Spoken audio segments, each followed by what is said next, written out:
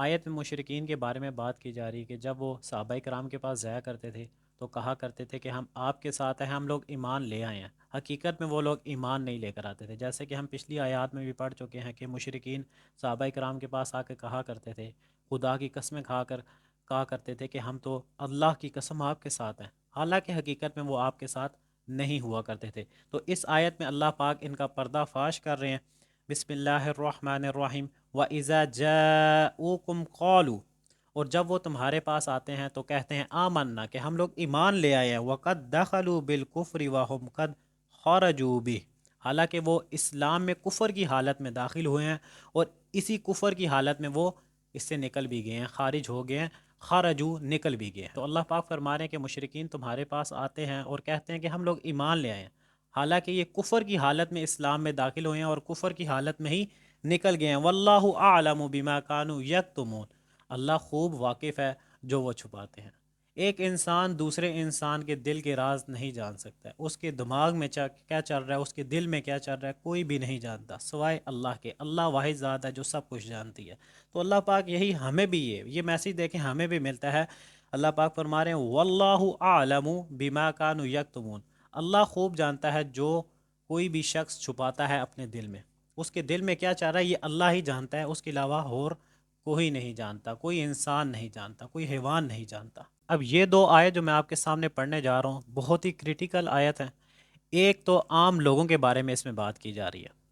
اور ایک علماء اکرام کے بارے میں بات کی جا رہی ہے، جو اللہ والے ان کے بارے میں بات کی جا رہی ہے۔ وَتَرَى كَثِيرًا مِّنْهُمْ، اور تم دیکھتے ہو بہت سے ان لوگوں میں یسارعون، جو جلدی کرتے ہیں، فی الاسم والعدوان واکلہم السحت، گناہ کے کاموں میں، ظلم و زیادتی کے کاموں میں، سرکشی کے کاموں میں اور حرام کا مال کمانے میں بہت جلدی کرتے ہیں، اور تم لوگ دیکھ رہے ہوتے ہو ان کو، تم اپنی آنکھوں سے دیکھتے ہو کہ یہ لوگ حرام کام کر رہے ہیں، حرام کا مال کما رہے ہیں، گناہ کے کام کر رہے ہیں، سرکشی کر رہے ہیں، ظلم و زیادتی کر رہے ہیں، تم لوگ اپنی آنکھوں سے دیکھ رہے ہو۔ لَبِئْسَ مَا كَانُوا يَعْمَلُونَ، تو اللہ پاک فرماتے ہیں بہت برا عمل ہے جو وہ کر رہے ہیں۔ دیکھیں یعملون، جو وہ کر رہے ہیں، یعملون کا لفظ آپ نے اپنے ذہن میں رکھنا ہے، اسے اگلی آیت میں تھوڑا سا میں اس کو کمپیریزن کرواؤں گا آپ کے۔ لولا ینہاہم الربانیون والاحبار، کیوں انہیں منع نہیں کرتے، ربانیون مطلب اللہ والے، والاحبار مطلب درویش علماء اکرام جو ہیں، والاحبار مطلب علماء اکرام جو ہیں، کیوں منع نہیں کرتے یہ علماء اکرام اللہ والے کن لوگوں کو، ان قولہم الاسم، گناہوں کی باتوں سے، واکلہم السحت، اور حرام کے مال جو کما رہے ہیں۔ اب اللہ پاک اس آیت میں فرما رہے ہیں کہ یہ علماء اکرام اللہ والے درویش جو ہیں، اپنے آپ کو درویش کہتے ہیں، اللہ والے کہتے ہیں، علماء اکرام اپنے آپ کو کھلاتے ہیں، وہ لوگ جو ان کے سامنے حرام کام کر رہے ہیں، حرام کا مال کما رہے ہیں، گناہ کے کام کر رہے ہیں، سرکشی میں پڑے ہوئے ہیں، ظلم و زیادتی کر رہے ہیں، ان لوگوں کو روک کیوں نہیں رہے؟ یہ علماء اکرام اللہ والے درویش کیوں نہیں روک رہے ان کو؟ تو اللہ پاک فرما رہے ہیں لَبِئْسَ مَا كَانُوا يَصْنَعُونَ، برا عمل ہے جو وہ کر رہے ہیں۔ یصنعون میں نا زیادہ زور دیا گیا ہے، اس میں بلاغت ہے زیادہ۔ دیکھیں یعملون اور یصنعون، یصنعون میں زیادہ زور دیا گیا ہے، تو اس کا مطلب یہ ہوا کہ وہ کام بھی برا ہے، اس سے بھی زیادہ برا کام یہ ہے کہ ایک انسان جو اپنے آپ کو اللہ والا کہلاتا ہے، جو اپنے آپ کو علماء اکرام کہتا ہے، جو اپنے آپ کو درویش کہتا ہے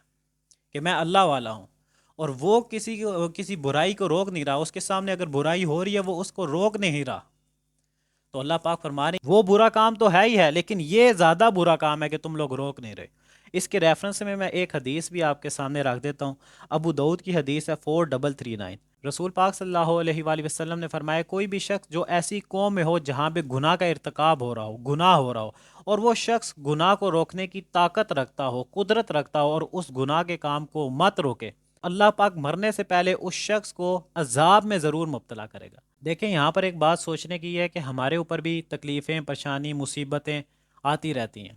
ان کی مین وجہ کیا ہے؟ وہ یہ حدیث ہے، اس حدیث کو سمجھیں کہ آپ کے سامنے ایک برا کام ہو رہا ہے، آپ اس کو روک نہیں رہے، جا تو آپ خود اس گناہ کے بیچ میں مبتلا ہوئے ہیں، جا آپ کو پتہ ہے کہ یہ برا کام ہے لیکن آپ روک نہیں رہے، ماریں کہ تمہارے مرنے سے پہلے میں تمہارے اوپر تمہیں عذاب میں ضرور مبتلا کروں گا۔ اور وہی ہو رہا ہے، ہم لوگ عذاب میں مبتلا ہوئے ہیں، کس طرح؟ ڈپریشن کی صورت میں، پریشانی، مصیبتوں کی، رزق کی تنگی کی وجہ سے۔